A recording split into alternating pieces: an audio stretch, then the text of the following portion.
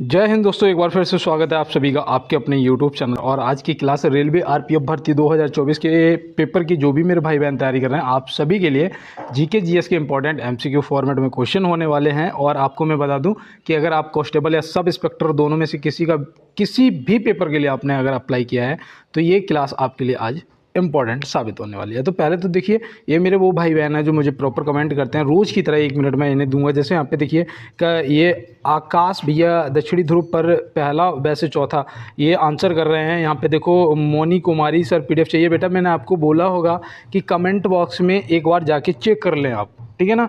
आपने जो मुझे कमेंट करा है इसमें एक बार जाके चेक कर लेना। मैंने रिप्लाई में आपको टेलीग्राम का लिंक शेयर कर दिया होगा और वहाँ से आप ज्वाइन कर लेना। और किसी को भी करना हो तो देख लेना कि कमेंट बॉक्स में मुझे किसी ने अगर पीडीएफ के लिए बोला है तो आप उसको खोल के देखना, उसमें मैंने रिप्लाई में लिंक शेयर कर दिया होगा, ठीक है ना। यहाँ पे देखो सोनू खन्ना भैया, ये तो बस सोनू भैया अब तो आप दिल जीत के ही रहोगे। जय हिंद भाई।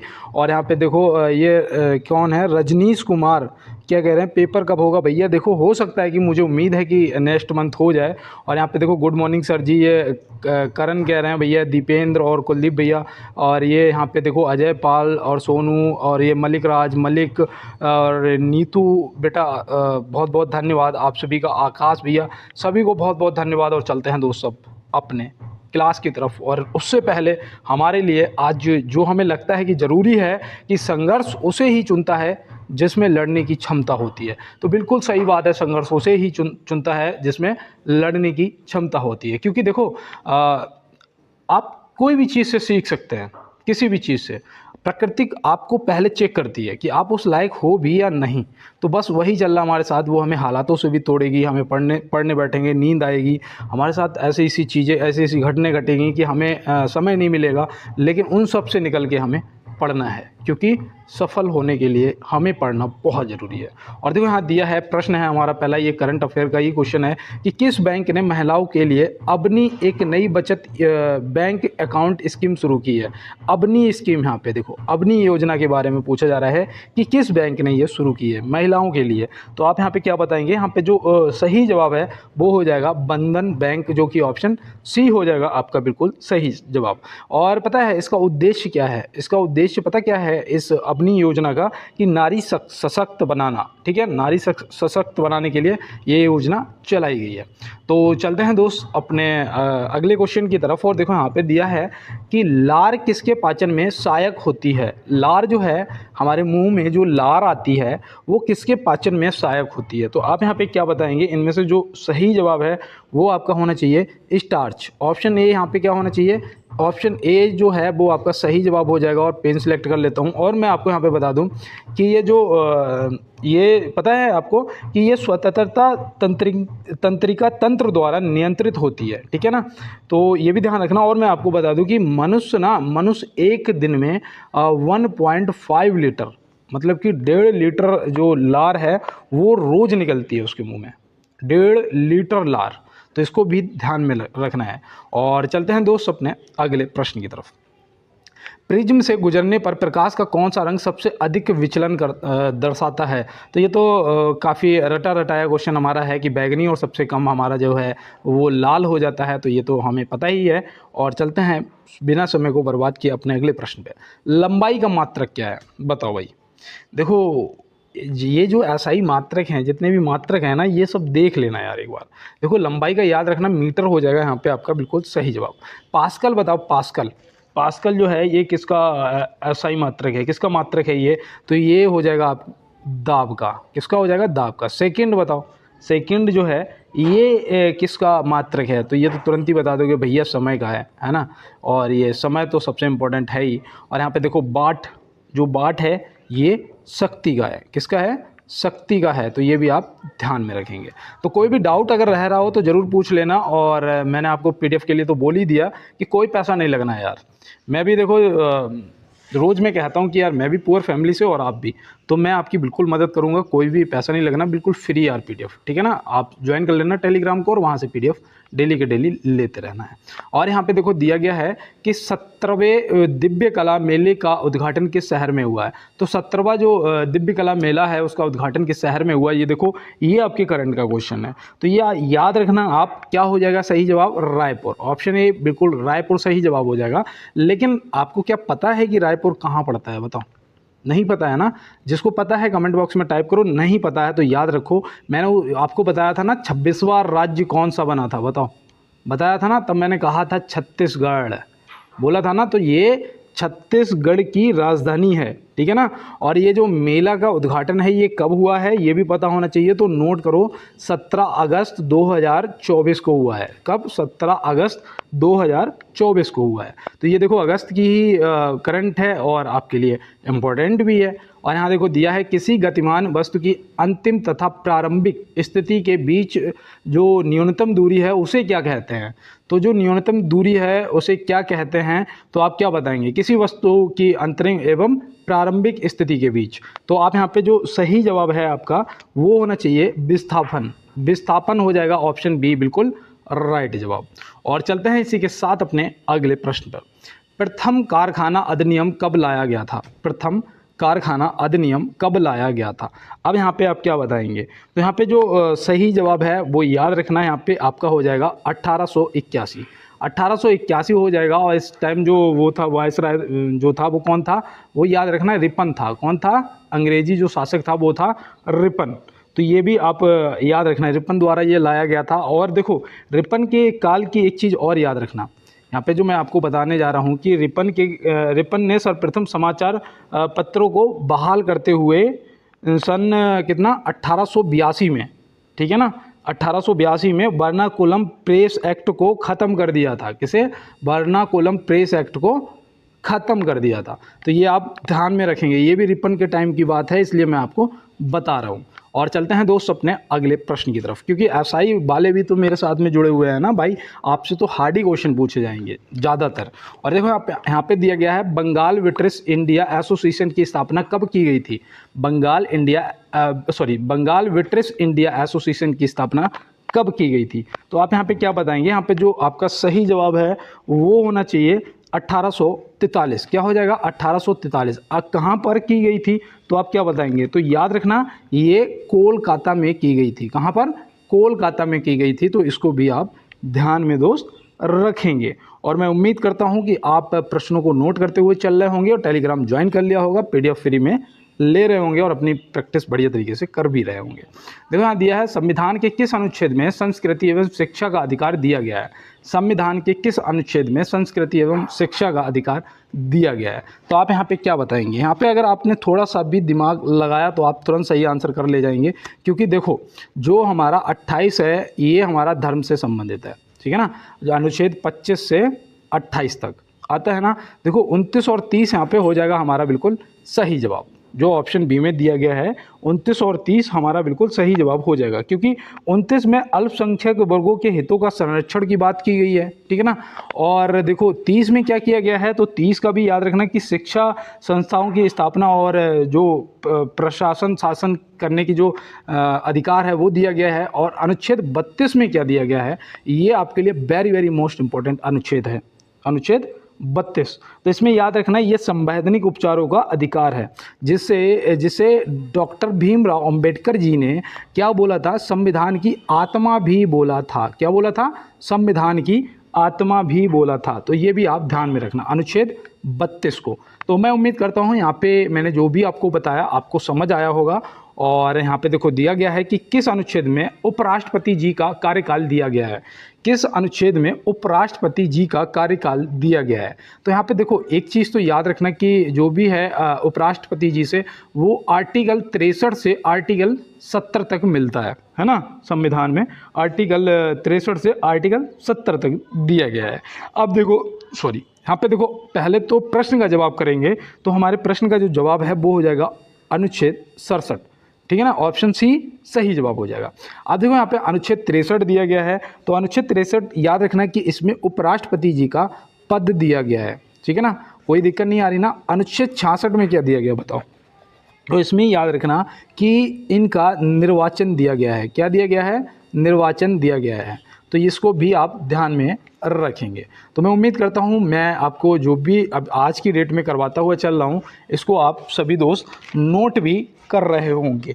तो यहाँ पे देखो, अब नेक्स्ट क्वेश्चन है हमारा कि रेलवे बोर्ड के नए अध्यक्ष और सीईओ के रूप में किसे नियुक्त किया गया है। रेलवे बोर्ड के नए अध्यक्ष और सीईओ के रूप में किसे नियुक्त किया गया है। ये देखो करंट अफेयर का क्वेश्चन है और रेलवे से संबंधित है, तो ये तो मुझे लग रहा है कि पूछा जाएगा। तो याद रखना श्री सतीश कुमार जी, जो कि ऑप्शन ए में दिया गया है। ऑप्शन ए यहाँ से हमारा बिल्कुल सतीश कुमार जी बिल्कुल सही जवाब हो जाएगा। और मैं आपको बता दूं जया वर्मा सिन्हा जो थे, इन्होंने इनकी जगह पर पदभार ग्रहण किया है। तो ये भी आप ध्यान में रखेंगे। देखो यहाँ पे दिया गया है योजना आयोग का गठन कब किया गया। योजना आयोग का जो गठन है वो कब किया गया था, तो आप क्या बताएंगे। तो यहाँ पे देखो योजना आयोग अगर पता होगा ना तो आपको यहाँ पे ज़्यादा वो परेशान नहीं होना पड़ेगा।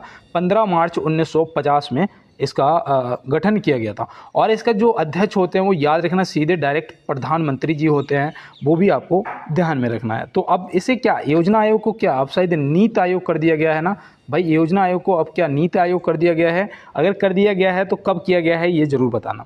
देखो ये जो 1951 है इसमें याद रखना यहाँ से प्रथम पंचवर्षीय योजना ये जरूर पूछी जाती है और ये कृषि से संबंधित है, ठीक है ना। चलिए माफ़ी चाहते हैं, तो ये आप ध्यान में रखेंगे, ठीक है ना।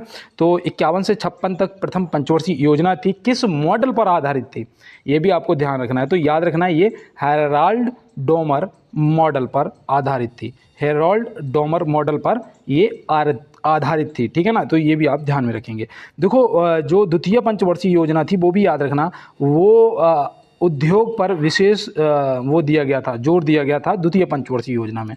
और उसका जो कार्यकाल था वो देखो 1956 में ये प्रथम पंचवर्षीय खत्म हुई, तो 56 से 5 साल प्लस कर दो तो कितना हो जाएगा, 56 से 61 हो जाएगा। तो ये द्वितीय वाली 61 तक चली थी, ठीक है ना। ये महालोनोविस मॉडल पर आधारित थी। तो ये भी आप ध्यान में रखेंगे। एक तो इतने बड़े बड़े नाम होते हैं जो कि लेने में भी बहुत ज़्यादा अटपटा जाते हैं यार। और यहाँ पे देखो दिया गया है मूल संविधान में कितने मौलिक अधिकार थे। मूल संविधान में कितने मौलिक अधिकार थे तो आप क्या बताएंगे। तो याद रखना उस टाइम ये 7 थे, अब वर्तमान में 6 है। कितने, वर्तमान में 6 रह गए हैं, ये 7 थे। इसमें एक संविधान कह रहा हूँ, मौलिक अधिकार को हटा दिया गया था। कौन सा हटाया गया था, 7वां एक हटाया गया था जो कि कब, संपत्ति का अधिकार, ठीक है ना। संपत्ति का अधिकार जो था उसे हटा दिया गया था 44वें संविधान संशोधन द्वारा, ठीक है ना। 44वें संविधान संशोधन द्वारा हटाया गया था। और वो सन क्या थी तो याद रखना वो थी 1979 में इसे हटा दिया गया था, संपत्ति के अधिकार को मौलिक अधिकार से, और इसे कानूनी अधिकार के रूप में रखा गया है। तो ये भी आप ध्यान में रखेंगे। तो चलते हैं दोस्त अपने अगले प्रश्न की तरफ। मणिपुर, मेघालय और त्रिपुरा उच्च न्यायालयों की स्थापना कब की गई थी। देखो मणिपुर, मेघालय और त्रिपुरा उच्च न्यायालयों की स्थापना जो है वो कब की गई थी, तो यहाँ पे आप क्या बताएंगे। तो याद रखना ये की गई थी 23 मार्च 2013। 23 मार्च 2013 यहाँ पे सही जवाब हो जाएगा। यही मुझे उम्मीद है कि आपने भी करा होगा, है ना। और देखो यहाँ पे 1 जनवरी 2019 को तेलंगाना जो है वो उस उच्च न्यायालय की स्थापना की गई थी, तेलंगाना, ठीक है ना। और देखो मैं एक चीज़ बताऊं, अगर मैं आपसे पूछता हूं कि वर्तमान टाइम में, मतलब अभी वर्तमान में कितने उच्च न्यायालय हैं, तो आप क्या बताएंगे भैया, 25 उच्च न्यायालय हैं। कितने, 25 उच्च न्यायालय हैं। तो ये भी आपको ध्यान में रखना है। अब देखो अगला है हमारा कि द्वितीय विश्व युद्ध के समय ब्रिटेन के प्रधानमंत्री कौन थे। ये प्रश्न मुझे लगता है कि ज़्यादातर पूछा जाता है। द्वितीय विश्व युद्ध के समय ब्रिटेन के प्रधानमंत्री कौन थे, तो याद रखना वो थे चर्चिल। कौन थे भैया, चर्चिल थे। तो याद रखना ऑप्शन ए यहाँ पे क्या हो जाएगा, आपका सही जवाब हो जाएगा। अब मैं अगर आपसे पूछता हूँ, मैंने कल आपको बताया भी था कि प्रथम विश्व युद्ध और द्वितीय विश्व युद्ध कब कब हुए थे, ये मैंने कल की क्लास में हम लोगों ने डिस्कस किया था। तो याद रखना आज फिर से एक बार 1914 से ये 1918 तक चला था प्रथम, और जो द्वितीय था वो 1939 से स्टार्ट हुआ था और ये 45 तक चला था। ये आप ज़रूर ध्यान रखना दोस्त, क्योंकि ये आपके लिए वाकई में इम्पोर्टेंट क्वेश्चन हैं। और चलते हैं दोस्त अपने अगले प्रश्न की तरफ। भारत छोड़ो प्रस्ताव कब पास कर दिया गया? भारत छोड़ो प्रस्ताव जो है वो कब पास कर दिया गया था? तो आप क्या बताएंगे? याद रखना वो 8 अगस्त 1942 को पास कर दिया गया था, ठीक है ना। और जो राष्ट्रीय जो समिति बनी थी ना, राष्ट्रीय कांग्रेस समिति बनी थी, उसके द्वारा इसे पास कर दिया गया था। इसके बाद इसमें कुछ क्वेश्चन ऐसे भी हैं जो और आपसे पूछे जा सकते हैं। पहले तो याद रखना वो जो स्थान था जहाँ पर ये समिति का वो हुआ था, बैठक हुई थी, वो थी मुंबई। कौन सी थी? मुंबई में हुई थी। ये आप याद रखोगे ना। तो अब मैं यहाँ पे आपको बताऊं कि 9 अगस्त 1942 को क्या हुआ था। इसमें जो समिति के कार्यकारी सदस्य थे उन्हें गिरफ्तार कर लिया गया। उसमें महात्मा गांधी जी को और सरोजनी नायडू जी को भी अरेस्ट मतलब अपनी निगरानी में कर लिया गया था। और पता है कहाँ पर? पुणे में कर लिया गया था। पुणे के एक वो था क्या, आगा खां पैलेस था ना, आगा खां पैलेस, हाँ आगा खां पैलेस में इन्हें रखा गया था। तो ये भी आप ध्यान में रखेंगे, ठीक है ना, महात्मा गांधी जी को और सरोजनी नायडू जी को। तो मैं उम्मीद करता हूँ यहाँ पे मैंने जो भी आपको बताया है आपको समझ आया होगा। अगर कोई भी डाउट या कोई दिक्कत आती है तो आप मुझे ज़रूर कमेंट बॉक्स में बताएं। और कुछ दोस्त मेरी कमियाँ बताते भी हैं। मैंने देखो कल एक मुझसे गलती हुई थी, उसके लिए मैंने तुरंत भाई को बोला कि भाई मुझसे गलती हुई है, अनजाने में हुई है, उसके लिए मैं माफ़ी चाहता हूँ। मैंने तुरंत टाइप किया। और देखो यहाँ पे जो दिया गया है कि क्रांति की तलवार को धार वैचारिक पत्थर पर रगड़ने से ही आती है, किसने कहा था? देखो ये पेपर में पूछा जाए या ना पूछा जाए, लेकिन ये जानना हमारे लिए मोस्ट इम्पॉर्टेंट है, क्योंकि ये हमारे गुरुदेव भगत सिंह जी ने कहा था। हमारे गुरुदेव भगत सिंह जी जो हैं वो यहाँ पे सही जवाब हो जाएंगे। और चलते हैं दोस्त अपने अगले प्रश्न की तरफ और देखते हैं हमारा अगला प्रश्न क्या है। देखो यहाँ पे एक लाइन लिखी है कि सरकारी नौकरी हम स्टूडेंट का वो श्रृंगार है जिसके बिना हमें घर परिवार रिश्तेदार कोई पसंद नहीं करता है। हर किसी को लगता है कि सफल व्यक्ति से अगर वो रिश्तेदारी रखेगा, ये सत्य है यार, अगर रखेगा तो उसके समय पे हम उसके काम आएंगे, है ना। यही लगता है कि भाई वो हमारी पैसे से मदद कर देगा, हर तरीके से कर देगा, सक्षम है। तो कोई बात नहीं है दोस्त, अगर हम नहीं हैं तो हो जाएंगे। इसके लिए हमें बस स्ट्रगल करना है, जो कि हम करेंगे।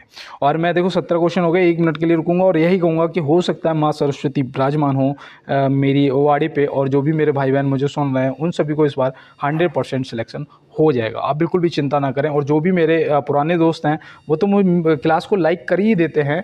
जो नए दोस्त जुड़े हुए हैं वो ज़रूर यार एक बार लाइक वाला बटन दबा देना, ठीक है ना। और शेयर कर देना क्लास को, अगर हो सके देखो वायरल, एक क्लास यार वायरल कराओ प्लीज़ यार, कोई भी, ताकि मैं थोड़ा डाटा वाटा की दिक्कत कम हो जाए और मैं आपको लाइव क्लास दे पाऊँ। और देखो चैनल को सब्सक्राइब जरूर कर लेना, बेल आइकन को दबा लेना, 50 क्वेश्चन आपको रोज़ के रोज़ मिलते रहेंगे। तो चलते हैं दोस्त बिना किसी देरी के अपने नेक्स्ट क्वेश्चन की तरफ। देखो यहाँ पे दिया गया है महाराष्ट्र का कौन सा गांव सोलर विलेज स्कीम के तहत पूरी तरह से सोलर एनर्जी से चलने वाला पहला गांव बन गया है। और भारत का भी यहाँ पे बताना है आपको, यहाँ पे भारत का भी बताना है और महाराष्ट्र का भी बताना है। तो देखो महाराष्ट्र का जो हमारा यहाँ पे प्रश्न दिया गया है वो याद रखना, यहाँ पे मन्याचीवाड़ी हो जाएगा, जो कि ऑप्शन बी में दिया गया है। मन्याचीवाड़ी सही जवाब हो जाएगा महाराष्ट्र का। लेकिन अगर हम यहाँ पे भारत की बात करेंगे तो भारत का कौन सा वो गांव होगा, वो होगा मोढेरा। ये होगा भारत का पहला गांव, ठीक है ना। और ये कहाँ पड़ता है? ये गुजरात में पड़ता है। कहाँ पड़ता है भैया? कौन से राज्य में? गुजरात में पड़ता है। तो ये भी याद रखना। और ये देखो करंट का क्वेश्चन है आपका, ये महाराष्ट्र का जो क्वेश्चन है करंट का है, तो इसे आप थोड़ा ध्यान रखना है। देखो यहाँ पे दिया गया है, 1 मिनट, प्रधानमंत्री जन धन योजना PMJDY कब शुरू की गई थी? प्रधानमंत्री जन धन योजना कब शुरू की गई थी? तो आप यहाँ पे क्या बताएंगे? तो यहाँ पे सही जवाब आपका होना चाहिए 28 अगस्त 2014। 28 अगस्त 2014 ऑप्शन ए जो है वो आपका बिल्कुल राइट जवाब हो जाएगा। चलते हैं दोस्त अपने अगले प्रश्न की तरफ। देखो यहाँ दिया है कपड़ा सुखाने की मशीन किस सिद्धांत पर कार्य करती है? जो कपड़ा सुखाने की मशीन है वो किस सिद्धांत पर कार्य करती है? तो आप यहाँ पे क्या बताएंगे? तो यहाँ पे देखो इसका जवाब ना आपके लिए बहुत ज़्यादा इंपॉर्टेंट है। मैंने एक दिन आपको और बताया था कि जो रोड होती है उसमें जो मोड़ होती है, ऐसे करके देखा होगा, रेलवे ट्रैक पे भी ऐसे मोड़ होती है। ये क्यों होती है? ये अपकेंद्रीय बल की वजह से। कपड़ा सुखाने की मशीन है वो भी इसी सिद्धांत पर कार्य करती है। कौन सा? अपकेंद्रीय बल। दूध से मक्खन निकालने की जो मशीन है, दूध से मक्खन निकालने की जो मशीन है वो भी इसी सिद्धांत पर कार्य करती है। साइकिल सवार जो आपने देखा हो कि मोड़ पर अंदर की ओर झुक जाता है, किस साइड, लेफ्ट साइड झुक जाता है ना, तो वो भी क्या है, वो यही है, ठीक है ना, इसी सिद्धांत पे अपकेंद्रीय बल। तो ये आप ध्यान में रखेंगे। देखो यहाँ पे दिया गया है कि किसी वस्तु की कार्य करने की क्षमता को क्या कहते हैं, किसी वस्तु की कार्य करने की जो क्षमता होती है उसे क्या कहते हैं, तो उसे क्या कहोगे भाई। देखो वही बात है ना कि जब हमारे अंदर ऊर्जा होगी तभी हम कुछ कर पाएंगे। तो यहाँ पे ऑप्शन सी हमारा क्या हो जाएगा, ऑप्शन सी बिल्कुल राइट जवाब हो जाएगा। और देखो मैं आपको बता दूं कि जो ऊर्जा है ना, एक ये अदिश राशि है। देखो अदिश राशि और सदिश राशि आपने जरूर देख लेना है, ठीक है ना, क्योंकि ये भी पूछ लिए जाते हैं। तो ऊर्जा एक अदिश राशि है और इसका जो मात्रक है ना, इसका जो मात्रक है वो क्या है बताओ, तो याद रखना वो है जूल। मात्रक क्या है, जूल है। तो ये भी आपको ध्यान में रखना है। और चलते हैं दोस्त अपने अगले प्रश्न की तरफ। चंद्रयान 3 मिशन कब लॉन्च किया गया था, चंद्रयान 3 जो है मिशन वो कब लॉन्च किया गया था, तो आप यहाँ पे क्या बताएंगे। तो याद रखना ये वाकई में भारत के लिए बहुत ही गर्व का दिन था, 14 जुलाई 2023। 14 जुलाई 2023 जो कि ऑप्शन बी में दिया गया है, तो ऑप्शन बी यहाँ से क्या हो जाएगा, सही जवाब हो जाएगा। और चंद्रयान 3 के लैंडर का भी नाम पूछा जाता है, ये भी इंपॉर्टेंट है मेरे भाई, लैंडर का भी नाम पूछा जाएगा। याद रखना क्या है, विक्रम। क्या था, विक्रम। तो ये भी याद रखना।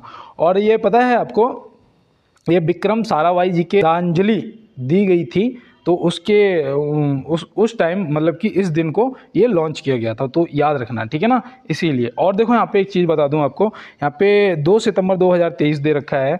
इसमें क्या हुआ था, इसमें जो आदित्य L1 था उसे लॉन्च किया गया था, ठीक है ना, जो आदित्य L1 को लॉन्च किया गया था। और ये एक हमारा सौर मिशन था, ये एक हमारा सौर मिशन था। तो ये भी आप ध्यान में रखेंगे। पता है मेरे क्या यार, मेरे जीभ में ना हल्के हल्के से छाले हो रहे हैं, तो मुझे बोलने में यार मतलब कि जीभ को ना एकदम से पलटने में, घुमाने में दिक्कत हो रही है, और इसको आप ध्यान में रखेंगे। और देखो सतीश धवन अंतरिक्ष केंद्र भी पूछ लिया जाता है, सतीश धवन अंतरिक्ष केंद्र भी पूछ लिया जाता है कि कौन से राज्य में है, तो आप क्या बताएंगे। तो याद रखना वो आपका हो जाएगा आंध्र प्रदेश। कहाँ पर है, आंध्र प्रदेश में। तो इसको भी आप ध्यान में रखेंगे। चलते हैं दोस्त अपने अगले प्रश्न पे। निम्न में से किस पदार्थ की विशिष्ट ऊष्मा सबसे अधिक होती है, किस पदार्थ की विशिष्ट ऊष्मा जो है सबसे अधिक होती है इनमें से, तो आप क्या बताएंगे। तो यहाँ पे जो सही जवाब है वो याद रखना पानी की, किसकी, पानी की। ऑप्शन बी जो है बिल्कुल सही जवाब हो जाएगा। और चलते हैं दोस्त अपने अगले प्रश्न की तरफ। सूर्य से पृथ्वी पर ऊष्मा का संचरण किस विधि के द्वारा होता है, सूर्य से पृथ्वी पर ऊष्मा का जो संचरण है वो किस विधि के द्वारा होता है। मैं आपको यहाँ पे एक चीज़ बता दूँ, ये आपका SW नहीं है, चलो छोड़ो इसे। SW आपको एक क्वेश्चन मैं ज़रूर दूंगा क्लास के बीच में, ठीक है ना, जिसका आप आंसर करेंगे 110%, मुझे भरोसा है। तो यहाँ पे आपका विकिरण जो है वो सही जवाब हो जाएगा। और आपको मैं बता दूं जो सूर्य है ना, ये नाभिकीय संलयन पर कार्य करता है, ठीक है ना। इसमें सबसे ज़्यादा हाइड्रोजन, फिर हीलियम, ये और अदरवाइज गैसें पाई जाती हैं, जो कि मैंने कल आपको पूरा प्रतिशत में बताया था, है ना। और देखो जो हाइड्रोजन बम होता है, हाइड्रोजन बम वो भी नाभिकीय संलयन पर कार्य करता है, लेकिन जो परमाणु बम होता है वो नाभिकीय विखंडन पर कार्य करता है। तो ये भी देखो ध्यान में रखना है दोस्त। और प्रश्न का जवाब ऑप्शन ए विकिरण हो जाएगा। चलते हैं दोस्त अपने अगले प्रश्न की तरफ। विटामिन ए के खोजकर्ता कौन है, विटामिन ए के खोजकर्ता कौन है, तो यहाँ पे आप क्या बताएंगे। तो यहाँ पे जो विटामिन ए के खोजकर्ता है ना वो हो जाएंगे हॉपकिंस। ऑप्शन ए क्या हो जाएगा, ऑप्शन ए हो जाएगा आपका सही जवाब।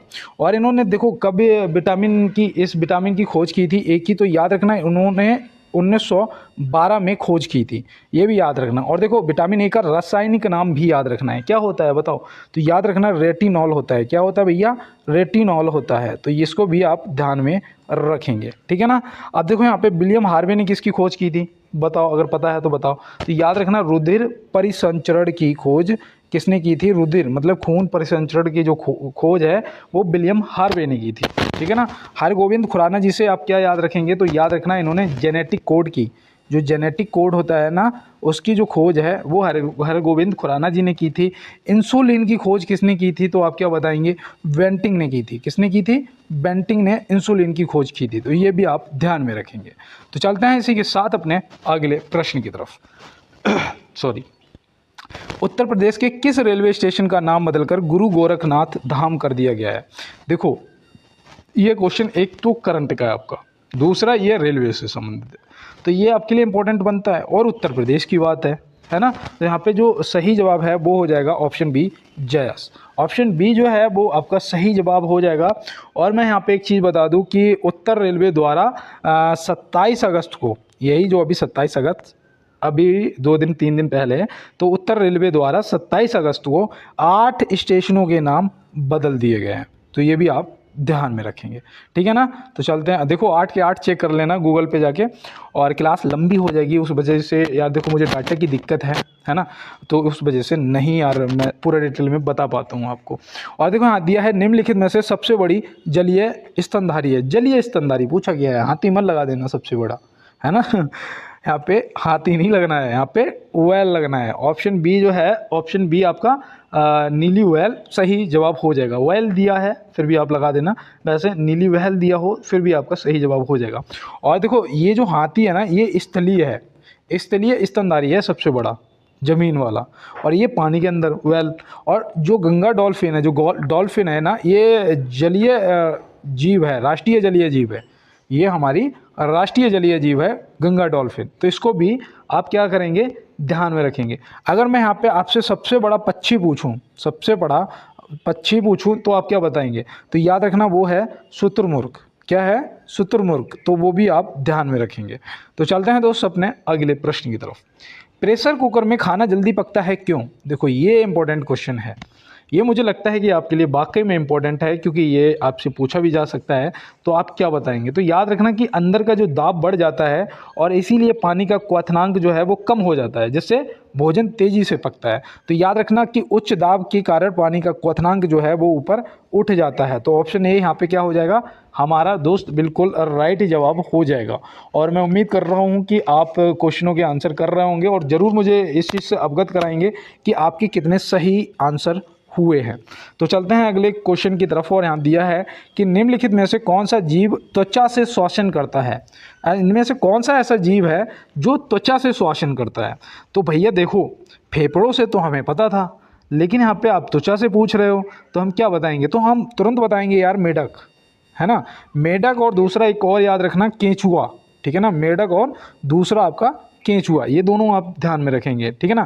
फेफड़े से मनुष्य करता है और फेफड़े से आपकी, हाँ, ये छिपकली भी करती है, और फेफड़े से मेढक भी करता है, फेफड़े से मेढक भी करता है। लेकिन यहाँ पे क्या था ना, यहाँ पे केंचुआ नहीं था ऑप्शन में, मेढक था। मेढक दोनों से करता है, त्वचा से भी और फेफड़े से भी। तो हम यहाँ पे मेढक को टिक करते हैं और हमारा सही होता है। और मैं आपको बता दूं कि पक्षी भी याद रखना, पक्षी भी फेफड़ों से करते हैं, और छिपकली तो हो ही गई है। और चलते हैं, और जो भी जानवर हैं वो भी आ जाते हैं। देखो यहाँ पे दिया है कनिष्क का राज्यरोहण कब हुआ था? राजा कनिष्क जो कि कुषाण वंश का था, कुजुल का डिफेंसिस था ना इसका संस्थापक। कल मैंने आपको बताया था, देखो मुझे आज भी याद है यार, क्योंकि मैं लिखता हूँ। अगर मैं दोस्त आपको सही बता रहा हूँ, अगर आपको नहीं याद रहता है ना, आप लिखना स्टार्ट कर दो, और जब लिख लो ना उसे कम से कम 3 बार रिवीजन मार दो, 8-8 दिन के अंतराल पे, जो भी आपने लिखा हो पिछला, एक दिन खोलो और पूरा रिवीजन मार दो। सही बता रहा हूँ दोस्त, कभी भूलोगे नहीं। और यहाँ पे देखो 78 ईसा पूर्व हो जाएगा। याद हो आपको कि शक संवत की भी शुरुआत की गई थी, है ना, शक संवत की भी शुरुआत की गई थी इसी टाइम 78 ईसा में, और इसी में राजा कनिष्क का राज्यरोहण भी हुआ था। और मैं यहाँ पे एक चीज़ आपको और बता दूँ कि राजा ये कनिष्क के दरबार में एक महान साहित्यकार एवं कवि था, कौन? अश्वघोष जी। कौन थे? अश्वघोष जी। इनकी एक रचना भी याद रखना है, उसका नाम है बुद्धचरित। क्या है? बुद्धचरित। वो भी देखो जरूर इम्पोर्टेंट है यार, इसलिए ये रचना भी अश्वघोष जी की याद रखना, और ये राजा कनिष्क के दरबार में थे। तो चलते हैं दोस्त अपने अगले प्रश्न की तरफ। प्रकाश है, प्रकाश अनुप्रस्थ तरंग है, अनुदैर्घ्य तरंग है, या समुद्री तरंग है? समुद्री तरंग तो यार समुद्र में होगी, यहाँ पे बात अनुप्रस्थ या अनुदैर्घ्य की आती है। तो यहाँ पे हम क्या लगाएंगे अपना सही जवाब? तो यहाँ पे जो अनुप्रस्थ दिया है ना, वो ऑप्शन ए हमारा क्या हो जाएगा, सही जवाब हो जाएगा। और मैं उम्मीद करता हूँ इसको आपने नोट किया होगा। चलते हैं अपने अगले प्रश्न की तरफ। भारत का आइंस्टीन किसे कहा जाता है? भारत का आइंस्टीन किसे कहा जाता है? देखो ये मुझे लगता है कि आपके लिए वाकई में इम्पोर्टेंट है कि यहाँ पे आप बताएंगे कि भारत का जो आइंस्टीन है वो किसे कहा जाता है। तो याद रखना नागार्जुन, ऑप्शन बी आपका सही जवाब हो जाएगा। और आपको बता दूं शून्यवाद के ये व्याख्याकार भी थे, शून्यवाद के ये व्याख्याकार भी थे, ये भी आप ध्यान में रखना है, ठीक है ना। और देखो ये पता किसके दरबार में थे? बताओ ये कि कौन से राजा के दरबार में थे? तो ये भी कनिष्क के दरबार में ही थे, ये भी अश्वघोष जी और ये नागार्जुन जी, इन दोनों लोगों को याद रखना है आपको। और चलते हैं दोस्त अपने अगले प्रश्न की तरफ। अगस्त प्रस्ताव कब प्रस्तुत किया गया था और इसमें सबसे ज़्यादा मतलब किसे फ़ायदा था? पहले तो ये बताओ कि अगस्त प्रस्ताव कब प्रस्तुत किया गया था और किसके हित की बात की गई थी। तो आप यहाँ पे बताएंगे कि ये 8 अगस्त 1940, मतलब कि 1940, 8 अगस्त 1940 आपका सही जवाब यहाँ पे हो जाएगा। अब मैं पूछता हूँ कि उस टाइम वायसराय कौन था? उस टाइम वायसराय कौन था? तो आप क्या बताएंगे? लिनथिगो था। कौन था? लिनथिगो था। तो ये भी आप ध्यान रखना। और इसमें पता है कि जो मुस्लिम थे ना, मुस्लिम के हितों की बात कही गई थी। इसमें मुस्लिमों के हितों की बात भी कही गई थी, तो ये भी आपको ध्यान में रखना है। 42 में तो आपको पता ही है भारत छोड़ो, और ये 1947 में तो भारत से निकाल के गोरों को भगा दिया था। देखो यहाँ दिया है, किसने create in India challenge season 1 का शुभारंभ किया है? किसने create in India challenge season 1 का शुभारंभ किया है? तो आप देखो, ये आपका करंट का क्वेश्चन है। अब ये आपको पता भी होना ज़रूरी है, क्योंकि ये पूछा भी जा सकता है। क्योंकि याद रखना, ये केंद्रीय सूचना एवं प्रशासन मंत्री जी के द्वारा लॉन्च किया गया है। वो कौन है बताओ, क्या नाम है उनका? क्या पता है तो ठीक है, नहीं तो नोट करो, अश्विनी वैष्णव जी। कौन है? अश्विनी वैष्णव जी हैं। देखो, गृह मंत्री और रक्षा मंत्री, आप मुझे बताएंगे कमेंट बॉक्स में कि हमारे गृह मंत्री जी कौन है और रक्षा मंत्री जी कौन है वर्तमान में। और ये आपके लिए इम्पोर्टेंट भी है। देखो हाँ, याद रखना कि गीता सार में दिया गया है कि मैं पता है ज़्यादातर कभी फ्री होता हूँ ना, तो इन्हीं चीज़ों को देखता रहता हूँ और मुझे जो अच्छा लगता है वहाँ से स्क्रीनशॉट ले लेता हूँ। तो यहाँ पे देखो कितनी अच्छी बात कही गई कि अपनी पीड़ा के लिए संसार को दोष अपने मन को संसार को दोष मत दो। अपनी पीड़ा के लिए संसार को दोष मत दो, अपने मन को समझाओ, क्योंकि तुम्हारे मन का परिवर्तन ही तुम्हारे दुखों का अंत है। बिल्कुल सही बात है कि मन के हारे हार है और मन के जीते जीत। तो बिल्कुल सही बात श्री कृष्ण जी कह रहे हैं कि हे पार्थ, तुम किसी दूसरे को मत बोलो, तुम खुद पे वर्क करो, खुद के लिए करो और आप एक दिन सफल जरूर हो जाएंगे। और देखो यहाँ पे कितना अच्छा दिया है कि स्वतंत्र भारत के प्रथम वायसराय कौन थे। यहाँ पे ये क्वेश्चन काफ़ी अच्छा है और काफ़ी बार पूछा भी गया है, क्योंकि इसमें पता गलती कहाँ पे होती है? गलती यहाँ पे होती है कि जैसे ही स्वतंत्र भारत के प्रथम वायसराय देखते हैं और हम सीधे चक्रवर्ती राजगोपालचारी जी को टिक कर देते हैं, जो कि गलत जवाब है।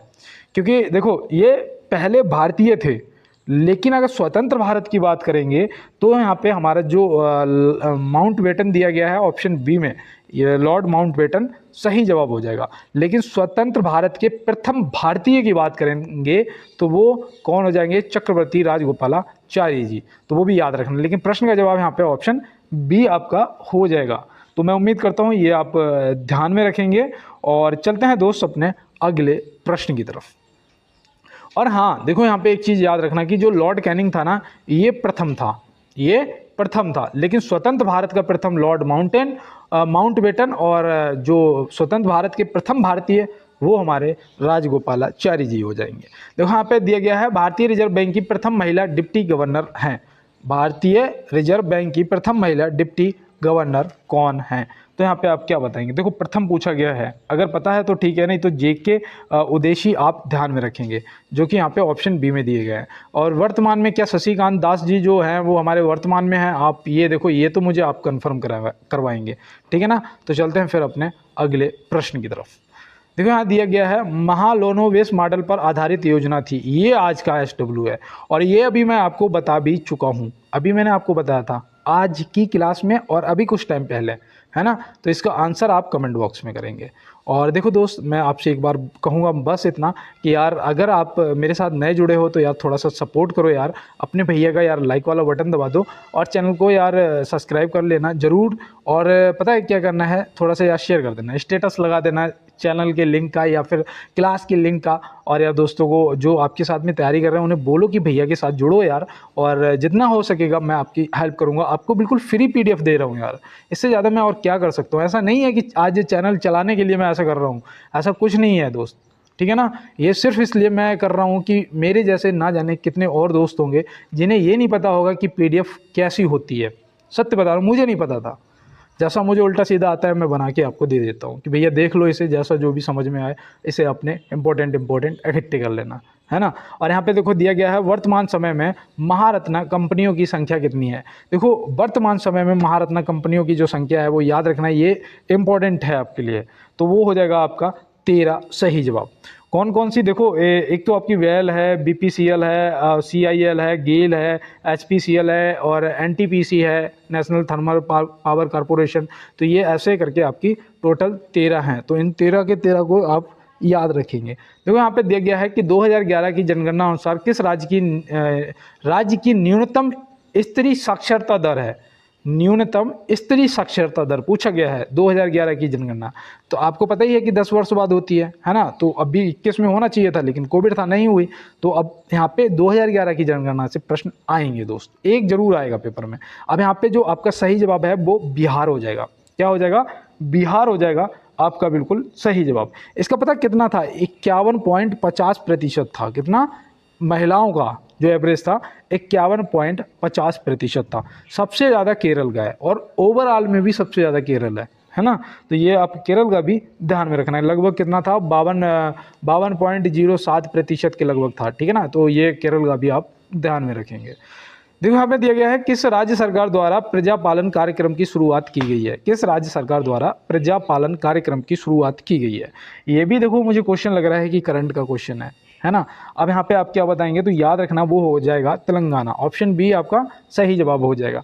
और मैं आपको बताऊं, अभी कुछ टाइम पहले क्लास करने से पहले एक दोस्त ने मुझे कमेंट किया था, जो कि मुझे लग रहा है कि मुझे बताना चाहिए कि अभी भाई ने यूपीपी का पेपर दिया होगा जिसमें स्कोर अच्छा नहीं हुआ है, ठीक है ना भाई का। तो भाई ने कहा है कि भाई मेरा लास्ट अटेम्प्ट है, लास्ट बार है, वो भी मेरा आरपीएफ का जो फॉर्म पड़ा हुआ है यही, जिसमें अभी भाई जिसकी हम लोग तैयारी कर रहे हैं, ठीक है ना। इसमें भाई यार कुछ भी करो, आप मेरा जीके जीएस कंप्लीट करवाओ और बाद बाकी मैं देख लूँगा, मैं कर लूँगा। तो भैया बिल्कुल मैं अपना जी जान लगा दूंगा कि आपको किसी ना किसी तरीके से, क्योंकि मैं जानता हूँ जो सेना की तैयारी करता है ना, उसके सपनों में वर्दी आती है, उसके सपनों में वर्दी आती है। और ये बात मैं किसी से सुनी हुई नहीं कह रहा हूँ, ये मैं अपना खुद का बता रहा हूँ आपको। उसे कुछ नहीं दिखता है वर्दी के अलावा, उसके दिमाग में वही चलता रहता है कि मुझे ये, मैं वर्दी पहनूंगा, ये करूँगा, अपने घर आऊँगा, गाड़ी लाऊंगा, फिर मैं आऊँगा, मुझे देख के लोग ऐसा महसूस करेंगे, मुझे देख के वो खुश हो जाएगा, वो जल जाएगा। ये सब विचार मन में आते रहते हैं। सच बता रहा हूँ, सपने में वर्दी दिखती भी है। तो दोस्त मैं जानता हूँ आपका दुख कि लास्ट अटेम्प्ट है, तो आपके दिल पे क्या बीत रही होगी। आप उस सिचुएशन में पहुंच चुके हैं जब कहते हैं कि सफलता के लिए आप क्या कर सकते हैं। तो सफल होने के लिए हर व्यक्ति कह सकता है कि मैं सब कुछ कर सकता हूं। हर कोई कहता है, आप भी कहते हो, मैं भी कहता हूं। कोई तीसरे से पूछोगे कि भाई सफल होने के लिए आप क्या करोगे, कहेगा मैं सब कुछ कर सकता हूं, सब कुछ। लेकिन सफल वही होता है जो अपनी सफलता के लिए मर भी सकता है। मरने के लिए नहीं कह रहा हूँ मैं ये कह रहा हूँ, मरने का मतलब है अपना 100% दे दो। भूख लग रही है लेकिन हमें पता नहीं चल रहा है, दर्द हो रहा है हमें पता नहीं चल रहा है, हमें फीवर आ गया हमें पता नहीं चल रहा है, हमें सिर्फ किताब दिख रही है, हमें सिर्फ कॉपी दिख रही है, हमें सिर्फ क्लास दिख रही है। समझ जाना उस दिन सफलता के आप बिल्कुल करीब पहुंच चुके हैं। किसी भी पल सफलता आपके गले में हार पहना सकती है। तो दोस्त बिल्कुल सत्य है, और अगर आप इस मेरे बताए हुए उस पर चलेंगे तो मुझे पता है कि आप ज़रूर सफल हो जाएंगे। मरना किसी समस्या का हल नहीं है, वो तो सिर्फ कायर करते हैं। आप कायर नहीं, आप वर्दी के लिए जा रहे हैं और आप एक बहुत ही बहादुर इस देश के बच्चे हैं। इस चीज़ को मैं जानता हूँ कि ये करने के लिए बहुत जिगर चाहिए, वर्दी पहनने के लिए बहुत जिगर चाहिए, तभी बंदा वर्दी के लिए जाता है। और देखो दोस्त यहाँ पे प्रश्न पे चलते हैं कि विशाखापत्तनम इस्पात कारखाना किस देश के सहयोग से स्थापित किया गया था। विशाखापत्तनम जो इस्पात कारखाना है वो किस देश के सहयोग से स्थापित किया गया था। तो आप यहाँ पे क्या बताएंगे। तो यहाँ पे दोस्त जो आपका सही जवाब है वो यहाँ पे रूस होना चाहिए। यहाँ पे आपका जो सही जवाब है वो रूस होना चाहिए। और मैं आपको बता दूं ये चौथी पंचवर्षीय योजना में स्थापित किया गया था। कौन सी? चौथी पंचवर्षीय योजना में स्थापित किया गया था। तो ये आप याद रखेंगे ना दोस्त। और ब्रिटेन की सहायता से, आपको पता है ब्रिटेन की सहायता से कौन सा किया गया था? दुर्गपुर जो इस्पात संयंत्र है वो ब्रिटेन की सहायता से किया गया था। तो इसको भी आप याद रखना है, ठीक है ना। और देखो यहाँ पे जो ये जर्मनी दे रखा है, इसमें राउरकेला हुआ था। राउरकेला जो है ना वो जर्मनी के सहयोग से स्थापित हुआ था, और ये द्वितीय पंचवर्षीय योजना में हुआ था। ये द्वितीय में हुआ था। और ये ब्रिटेन वाला जो है ये भी ये आपका द्वितीय में हुआ था। और देखो ये भिलाई वाला जो है, भिलाई तो भिलाई इस्पात संयंत्र है, ये रूस के सहयोग से हुआ था। किसके? रूस के सहयोग से हुआ था। लिखते हुए चलना है, ठीक है ना। भिलाई जो है वो रूस के सहयोग से हुआ था, तो ये भी आप ध्यान रखना। और ये भी द्वितीय पंचवर्षीय योजना के तहत हुआ था, ठीक है, उसके टाइम पे हुआ था। और एक हुआ था तृतीय पंचवर्षीय योजना के टाइम पे। कौन सा हुआ था, याद है क्या? कुछ याद आ रहा हो तो बताओ थोड़ा सा। नहीं ना, तो मैं बताता हूँ, बोकारो, बोकारो, ठीक है ना, बोकारो याद रखना। और ये भी रूस के सहयोग से स्थापित हुआ था, ठीक है ना। तो अब कोई भी दिक्कत नहीं होनी चाहिए यार। और चलते हैं दोस्त अपने अगले प्रश्न पे। 8वीं अनुसूची का संबंध है, 8वीं अनुसूची का संबंध है। तो 8वीं अनुसूची का संबंध जो है ये यार भाषा से है ना। इसमें कितनी 22 भाषाओं को मान्यता प्राप्त हुई थी, कितनी 22 भाषाओं को हुई थी। तो यहाँ पे तो ऐसा कुछ भी नहीं था जो हमें कोई दिक्कत आती। और ये अगर आर्टिकल की बात करेंगे तो हमारा ये 343 से कहाँ तक मिलता है, 351 तक मिलता है भैया, ठीक है ना। और अगर इसकी बात करेंगे हम क्या ये जो भाषाओं की, तो कौन कौन सी भाषाएं हैं वो आप एक बार यार गूगल पे जाके देख लेना, ठीक है ना। क्योंकि बहुत ज़्यादा क्लास बड़ी हो जाएगी अगर मैं हर चीज़ का आपको पूरा डिटेल में बताऊंगा। और यहाँ पे देखो अंतर्राष्ट्रीय साक्षरता दिवस कब मनाया जाता है। तो अंतर्राष्ट्रीय साक्षरता दिवस जो है ये कब मनाया जाता है, तो याद रखना ये 8 सितंबर को मनाया जाता है। 5 सितंबर को शिक्षक दिवस मनाया जाता है ना, 5 सितंबर को शिक्षक दिवस मनाया जाता है।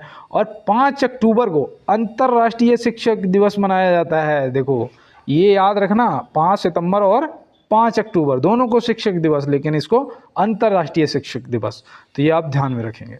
चलते हैं अगले प्रश्न पे। अजंता एवं एलोरा की गुफाएं किस नगर में स्थित हैं। तो भैया ये तो औरंगाबाद में है, ये तो कई बार आपने मुझे क्वेश्चन करवा लिया है। कहाँ पर है, महाराष्ट्र में पड़ता है ना। चलते हैं अगले प्रश्न पे। प्रधानमंत्री नरेंद्र मोदी जी ने किस राज्य में 511 प्रमोद महाजन ग्रामीण कौशल विकास केंद्रों का शुभारंभ किया है। तो भैया इसका आप सही जवाब क्या बताएंगे। तो यहाँ पे याद रखना महाराष्ट्र हो जाएगा। और ये देखो इंपॉर्टेंट भी है और करंट का भी है, इसलिए यहाँ पे डबल हैशटैग, क्योंकि ये हो सकता है आपसे पूछ लिया जाए। चलते हैं अपने अगले प्रश्न पे। एनी बेसेंट भारतीय राष्ट्रीय कांग्रेस के अध्यक्ष कब बनी थी। तो एनी बेसेंट जी भारतीय राष्ट्रीय कांग्रेस की जो अध्यक्ष हैं वो कब बनी थी। तो यहाँ पे याद रखना वो 1917 में बनी थी। कब बनी थी, 1917 में बनी थी। और इंडियन होम रूल लीग की जो शुरुआत है वो कब हुई थी। इन्होंने इंडियन होम रूल लीग की स्थापना की थी, वो कब की थी। तो याद रखना वो की थी 1916 में। और 1920 में महात्मा गांधी जी द्वारा असहयोग आंदोलन चलाया गया था, जो कि 1922 में चौरा चौरी ट्रेन एक्शन हुआ था, तो फिर इसे रोक दिया गया था, स्थगित कर दिया गया था। तो ध्यान में रखना है। और देखो यहाँ दिया है किसने स्वामी विवेकानंद जी को आधुनिक राष्ट्रीय आंदोलन का आध्यात्मिक पिता की संज्ञा दी थी। देखो किसने स्वामी विवेकानंद जी को आधुनिक राष्ट्रीय आंदोलन का आध्यात्मिक पिता की संज्ञा दी थी। तो आप यहाँ पे क्या बताएंगे। तो यहाँ पे जो सही जवाब है वो हो जाएगा सुभाष चंद्र बोस जी। सुभाष चंद्र बोस जी जो कि ऑप्शन बी में दिए गए हैं, तो ये आप ध्यान में रखेंगे। थोड़ा सा यहाँ पे भी गलती है, मुझे लास्ट में जी जरूर टाइप करना चाहिए था मैंने, कोई बात नहीं, लेकिन मैं लिख देता हूँ। और चलते हैं दोस्त अपने अगले प्रश्न की तरफ। कभी भी अपने देश के शहीदों का नाम लो तो नाम के पीछे जी होना अनिवार्य है, ठीक है ना, क्योंकि वो लेजेंड हैं हमारे। आज उनकी वजह से आज हम खुली हवा में सांस ले पाते हैं, उनकी वजह से आज हम संविधान की छत्र छाया में जीते हैं, आज उनकी वजह से हम स्वतंत्र हैं, कुछ भी बोल सकते हैं। तो ये सब स्वतंत्रताएं हमारी सिर्फ इन लोगों की वजह से हैं, जिन्होंने अपने को हंसते हंसते इस देश के लिए, हमारे लिए निछावर कर दिया। देखो यहाँ पे दिया गया है गुलामगिरी का लेखक कौन था। गुलामगिरी का जो लेखक है वो कौन थे, तो वो याद रखना ज्योतिबा फुले जी थे। तो ये भी आप ध्यान में रखेंगे। और चलते हैं दोस्त अपने अगले प्रश्न की तरफ। अखिल भारतीय किसान सभा का गठन कब हुआ था। अखिल भारतीय किसान सभा का जो गठन है दोस्त वो कब हुआ था। तो याद रखना वो हुआ था 1936 में, जो कि ऑप्शन डी में दिया गया है। 1936 में हुआ था, तो ये बिल्कुल सही जवाब हो जाएगा। और चलते हैं दोस्त अपने अगले प्रश्न की तरफ। 1857 की क्रांति के समय ब्रिटेन का प्रधानमंत्री कौन था। 1857 की क्रांति के समय ब्रिटेन का प्रधानमंत्री कौन था, तो आप क्या बताएंगे। तो याद रखना लॉर्ड पामस्टन। कौन था भाई, लॉर्ड पामस्टन, जो कि ऑप्शन सी आपका सही जवाब हो जाएगा। अभी मैंने चर्चिल आपको किसका बताया था, बताओ। अभी मैंने आपको चर्चिल बताया था, तो चर्चिल किसका जवाब बताया था। तो याद रखना द्वितीय विश्व युद्ध के समय ब्रिटेन के प्रधानमंत्री थे, कौन, चर्चिल, है ना। तो दोस्त आज के क्वेश्चन आपके कंप्लीट होते हैं। और देखो मैं 1 मिनट आपका समय लूँगा, मेरे साथ देखो जुड़े रहिएगा। और मैं आपको बता दूं दोस्त कि आपको अगर पीडीएफ चाहिए तो उसके लिए आप टेलीग्राम ग्रुप को आपको ज्वाइन करना ही होगा, जो कि बिल्कुल फ्री है, किसी से कोई दोस्त से पैसा नहीं। वहाँ पे 350 से ज़्यादा लोग जुड़े हुए हैं, ठीक है ना। तो आप भी जुड़ जाइएगा और पीडीएफ रोज़ लेते रहिएगा।